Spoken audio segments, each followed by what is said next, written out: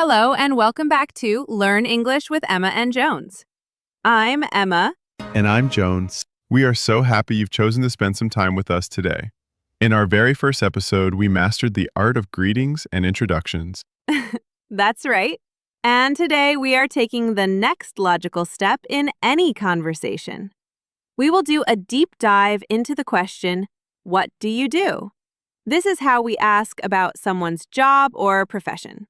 And knowing how to answer confidently is a key skill for any English learner. It's a topic that can make some people nervous, but it absolutely shouldn't. In this very detailed lesson, we are going to break down everything. We'll cover all the different ways to ask, the essential grammar rules, a huge list of vocabulary for different jobs, and we will practice with a real conversation. Our goal is that by the end of this lesson, you will feel completely prepared and relaxed whenever someone asks you about your work. Let's begin. First, let's focus on the questions. While "what do you do" is the most common and friendly way to ask, there are other phrases you will hear. A slightly more formal, but still very common version is, what do you do for a living? This question also asks about your main job. You might hear this in a more professional or polite setting. Another great phrase, especially in a business context, is "so, what line of work are you in?" Line of work just means the industry or type of job you have. For example, someone might answer, "I'm in marketing" or "I'm in healthcare." Now, let's talk about a very common mistake we want you to avoid. It is grammatically correct to ask, what is your job?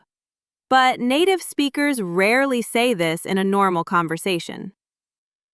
That's a crucial point, Emma. It sounds very direct and robotic, almost like a question on a form or in a formal interview.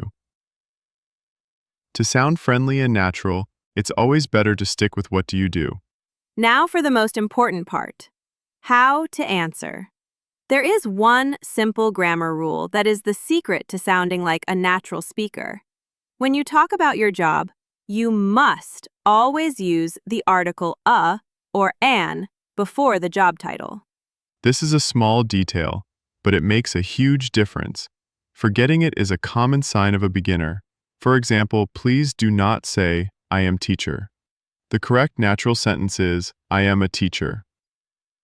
You need to include that "a." So, how do you know whether to use "a" or "an"? The rule is based on the sound of the first letter of the job.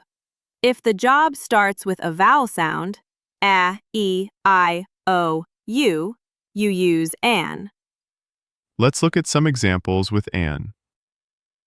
Listen to the first sound. She is an architect. He is an engineer. I am an artist. My friend is an electrician. For all other jobs that start with a consonant sound, you simply use "a." For example, I am a doctor. He is a student. She is a manager. My brother is a pilot. That's great. But what if you are a student or if you are not currently working? These are very important situations. Emma, what should a student say?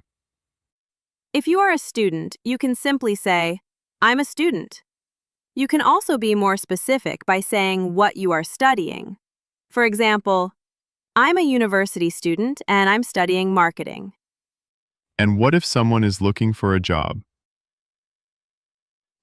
It can be uncomfortable to say, "I don't have a job." There are much better, more positive phrases to use. Exactly. A very professional and common phrase is, I'm currently between jobs. This sounds positive and suggests you are actively looking. Another great option is, I'm looking for a new opportunity in marketing. You can name the field you are interested in. And for older people who have finished their careers, the correct word is retired. You can say, "I'm retired now." You are all doing a fantastic job. Learning these specific phrases for different life situations is what will make you a truly confident English speaker. It shows you understand the culture, not just the grammar. Before we build our vocabulary even more, we would be so grateful if you took a moment to support our channel. If our lessons are helping you, please click that subscribe button. It is completely free, and it is the best way to let us know that you want more daily lessons like this one. Thank you for being a part of the Learn English with Emma and Jones community. All right, let's expand our vocabulary with a big list of common jobs.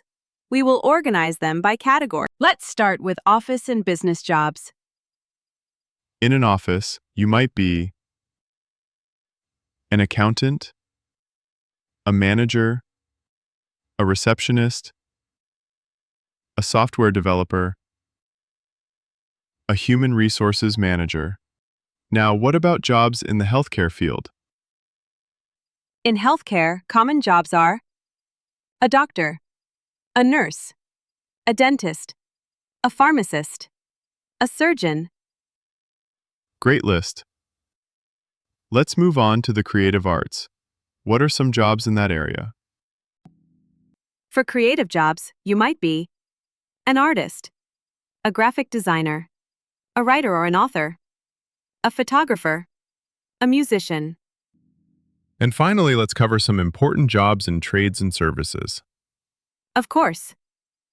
These include an electrician, a plumber, a chef or a cook, a mechanic, a hairdresser. Okay, let's put everything we have learned into a longer, more detailed role play. Emma and I are at a neighborhood party, getting to know each other. This is a great party! The music is really good! I'm Jones, by the way. I agree. It's so nice to meet you, Jones. I'm Emma. I don't think we've met before. Do you live in this neighborhood? Yes, I just moved in a few months ago. So Emma, what do you do for a living? I'm a writer. I mostly write articles for online magazines. I work from home, which is really nice. What about you? What line of work are you in? Oh, a writer! That's fascinating. I'm an accountant. It's not as creative as being a writer, I suppose. I'm sure it's very challenging, though. Where do you work? I work for a large financial company downtown. I work in a big office. It's nice, but I would love to work from home sometimes like you do. I understand completely. Well, it was really nice talking to you, Jones. You too, Emma. Welcome to the neighborhood. And that is how a real, natural conversation about work can sound. Notice how we asked follow-up questions to keep the conversation going. You have done incredible work today. We have covered everything from the right questions to ask, the crucial A and N grammar rule, what to say if you're a student or retired, and a huge list of new vocabulary. Your homework is to create 1 or 2 sentences about your own work situation. Say it out loud, practice it, own it. For example, I am a student and I am studying engineering. Or I am a chef and I work at a hotel. Thank you for joining us for this extended lesson on Learn English with Emma and Jones. In our next episode, we will be talking all about family. It's a very important topic, so you won't want to miss it. Please be sure to subscribe if you haven't already. Thank you for your dedication to learning. We are so proud to be on this journey with you. Goodbye.